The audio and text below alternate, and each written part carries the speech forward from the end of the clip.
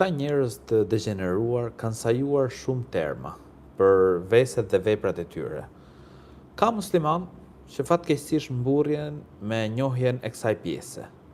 Madje të fyejnë nëse nuk njeh figurat e kafirëve që kanë ndikim direkt apo indirekt në këtë degenerim. Si mendon ti, Hoxh, për sjelljen e tyre? Të ardhur keq se si mund krenohet muslimani pse njeh termet e njerëzve degeneruar. Për ne çështja është shumë e thjeshtë. Allahu ka krijuar mashkullin dhe femrën. Allahu ka përcaktuar gjinin e njeriut, kush është mashkull dhe kush është femër.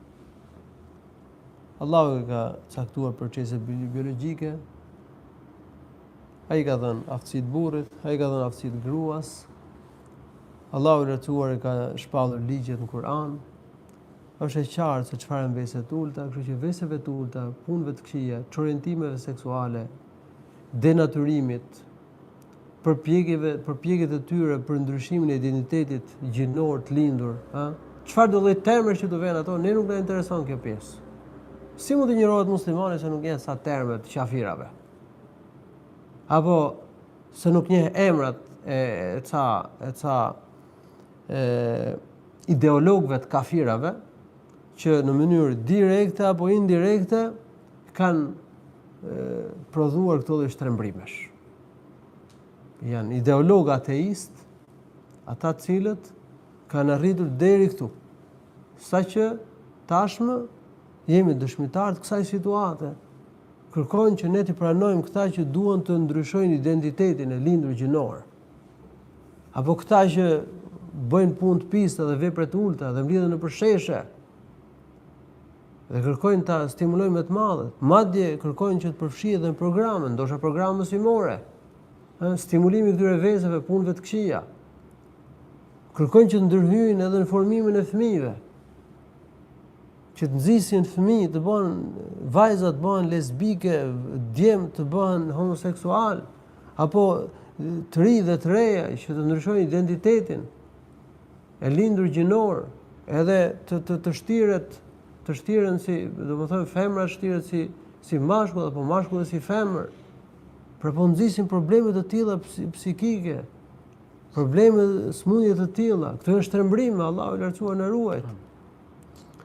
Atëherë, pra këta ideolog, çfarë të keq e ka se muslimani nuk i njeh emrat e këtyre ideologëve, përdesë njeh fjalën e Zotit, njeh fjalën e profetit, përdesë njeh realitetin, përdesë ai ka kapacitetin që ti dënoj këto vese, këto punë të turpshme dhe të ulta.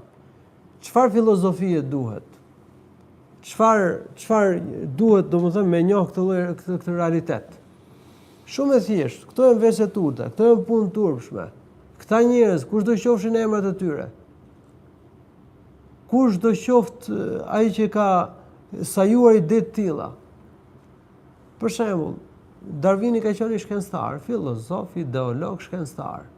Ka spekuluar me dhëna shkencore. Ka pretenduar që ka zbuluar mbetje fosilesh që sipas tij tregojnë domosdoshmë që qenjet e gjalla janë zhvilluar sipas një procesi të rastësishëm seleksionimit natyror. Kështu pretendon Darwini. Kjo është një teori absurde, është një budalluk. Se si mundet domosdoshmë që mashkull dhe femra bëhen rastësisht? Si mund qenjet e gjalla të bëhen me sy kështu rastësisht? Ku e dinë natyrë se u duan qenieve të gjalla sy për të pa? Domethënë një sër pyetjesh, absurditet, budalluk, më fjalë. S'ka nevojë për studim me rrezik të teori. Kur ka një pjesë e muslimanëve domethënë kanë problem në të menduar. Domethënë nga që duan të mbrojnë domethënë ato shtremrimet shkencore, le të themi. Një pjesë e tyre thonë që Darwini nuk ka qenë shkencëtar. Sepse normalisht që nuk ka musliman që mund të pranojë që domethënë teoria e evolucionit është saktë. Por thonë kjo nuk është shkencëtar, dhe kjo nuk është shkencë. Realiteti është që ai ka qenë shkencëtar, ai ka qenë dhe ai ka spekuluar me dhënat e shkencës. Kështu që shumë prej ideologëve të kafirave kanë përhapur ateizmin, deizmin, thonë që feja është prallë, që thonë që Allah nuk ka dërguar, nuk ka zbritur libra, ata stimulojnë dhe përpiqen me të madh për hapin vesë dhe punët e turpshme. Dhe ata janë përgjegjës për gjithë këtë degradim, për këtë degenerim të madh, domethënë në shoqëri. Atëherë si mund burrat muslimani që njeh termet e tyre, apo njeh emrat e tyre, apo njeh ideologët e tyre, dhe të injorojë muslimanin, domethënë që nuk tregojnë fort interesim për njohjen e figurave të tyre. Përderisa njohin Kur'anin, Sunetin, ligjet e Zotit, njohin realitetin e prekshëm dhe arrin të ftojnë njerëzit në fenë Allahut subhanahu wa taala.